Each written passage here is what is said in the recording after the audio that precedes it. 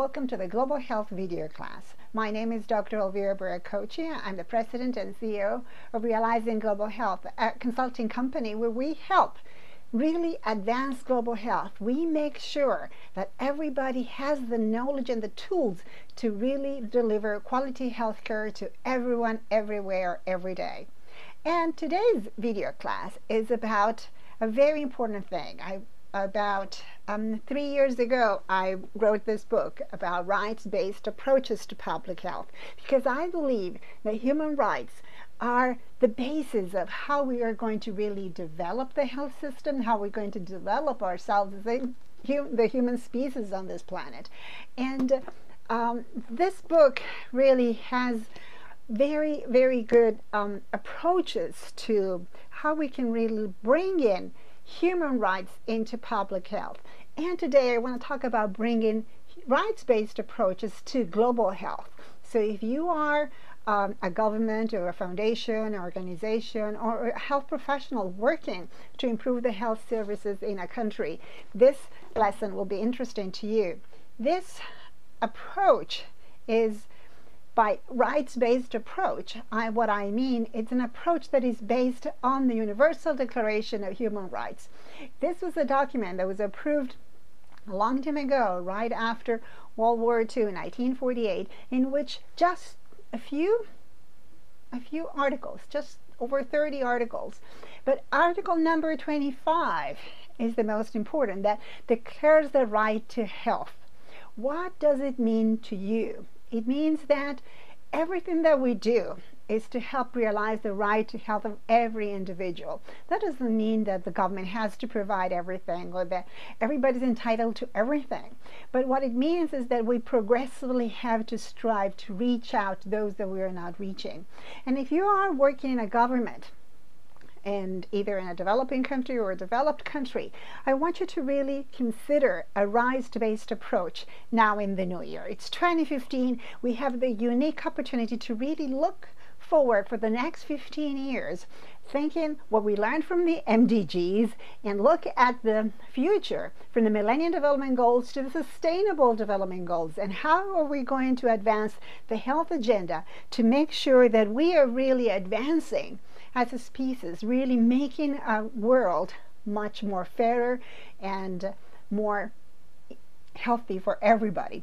So, what does it mean to think in terms? You read the Universal Declaration of Human Rights, you read Article 25, you understand that everybody, no matter who, if they're human and they're breathing, they have the same rights everywhere, anywhere in the world. There's no difference between genders, social classes, stigma, religions, anything. Nothing will take your human rights, because if you're human, you're entitled to them. So, what does it mean in health? It means that we are going to make sure that everything that we do is reaching those that we are not reaching. So, who are those in the slums whose services are not appropriate to them, and who are those in the hard to reach parts of the country? How can we make sure that we include them? How can we make sure that we provide them with what they need to stay healthy, for their children to survive, for their women to deliver babies that are healthy and to survive delivery? So think human rights, Article 25 of the Universal Declaration of Human Rights, and think this year, how can I make that happen?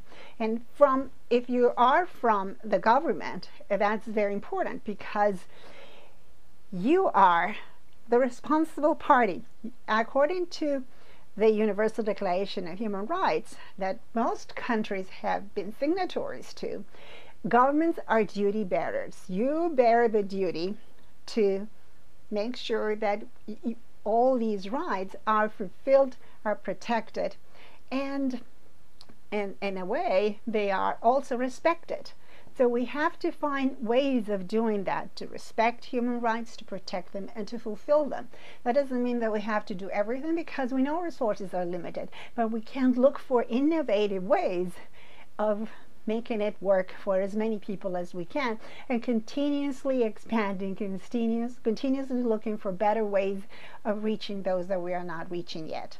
So think, if you're a government employee, then you carry that that responsibility. You are responsible for making sure that the right to health is fulfilled, is respected, is protected.